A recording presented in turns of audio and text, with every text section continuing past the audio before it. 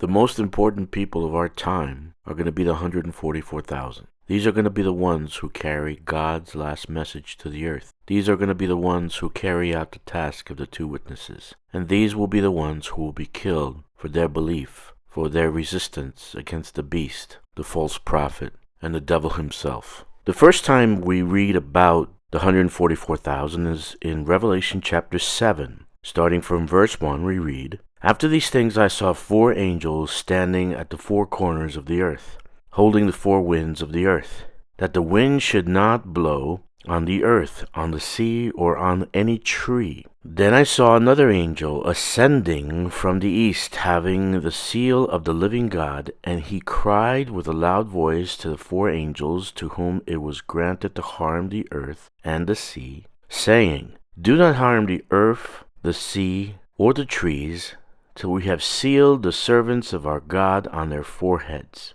And I heard the number of those who were sealed, 144,000 of all the tribes of the children of Israel were sealed." And it goes on to say of the tribes of Judah, Reuben, Gad, Asher, Naphtali, Manasseh, Simeon, Issachar, Zebulun, Joseph, and Benjamin. There are 2 tribes that are eliminated completely from the list. This is a Bible study for another time. But what we want to focus on is what the angel came down from heaven, having in his arm, wanting to do. And that is to seal them, to seal this group of 144,000. In Revelation 9:4, we read, "They were commanded not to harm the grass of the earth, or any green thing, or any tree, but only those men who do not have the seal of God on their foreheads." Before this event in Revelation 9:4, 4 trumpets blasted, and we saw calamity occurring on earth in Revelation chapter 8. So these events mark the sealing of the 144,000. Soon thereafter in chapter 11, we have the 2 witnesses, and we have the death of the 2 witnesses. Revelation could basically be finished right here in chapter 11, but Jesus wants you to see the end time events, so this is why we have chapter 12 and on. There is no mention of the 144,000 in chapter 12, except for a group that the devil wages war against. In chapter 13, again, we have no mention of the 144,000, except an event where the beast implements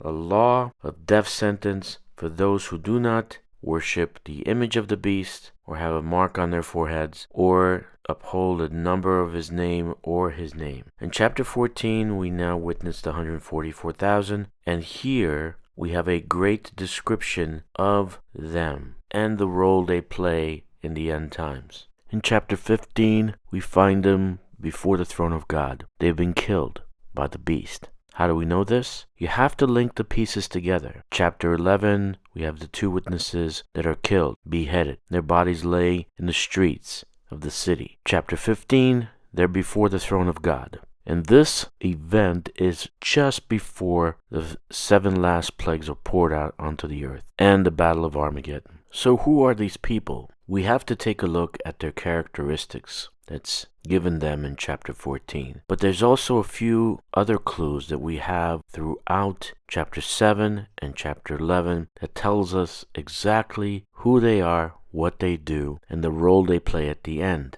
They play the role of 2 witnesses, just as we have in chapter 11. But they carry the message of the 4 angels that sound a warning to the earth. Chapter 14, there are 3 that proclaim a warning to the earth. But there is one last one in chapter 18. A final angel sounds off to Babylon. 12 is a very significant number in the Bible. The meaning of number 12 is considered a perfect number. It symbolizes God's power and authority. All throughout the Bible, we have the number 12. Jacob had 12 sons. Jesus recruited 12 apostles. The bride in chapter 12 has 12 stars on her crown. The city of God has 12 entrances, 12 foundations. The tree of life bears 12 fruit. 12 is a perfect number. But if you notice in chapter 7, every tribe has 12,000 men that are called out to serve God. Not only are there 12 tribes, but there's 12,000 men. Now, the number 1,000 is very significant also. In the war against the Midians, Moses asked for 1,000 men from each tribe. And this number 1,000 is used to signify an army. The number 7 is tied to creation. Of course, we all know that. There are 7 days in a week. The seventh day God rested. He finished his work. The actual 144,000 have 7 attributes. If you count them, they will number 7. So what God is telling us, this is my army, my perfect army, and a completed, finished work. And who leads this army? We read chapter 14, verse 1. Then I looked, and behold, Lamb standing on Mount Zion, and with him 144,000, having his Father's name written on their foreheads. I know I gave you a lot in 6 minutes, because there's a lot here, and it's not enough for just this one video. Most people don't have too much of an attention span to go through 40, 50, 2 hours, 5 hours of a Bible study. This is why I put this much information in such a short video. There will be a part 2 and a part 3, because I do want to go over the attributes of the 144,000 and the message they carry to the world.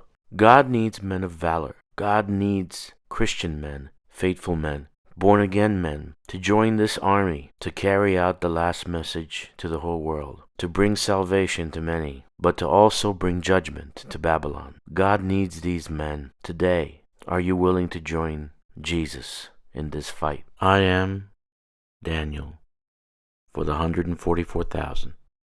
Please subscribe, and God bless you.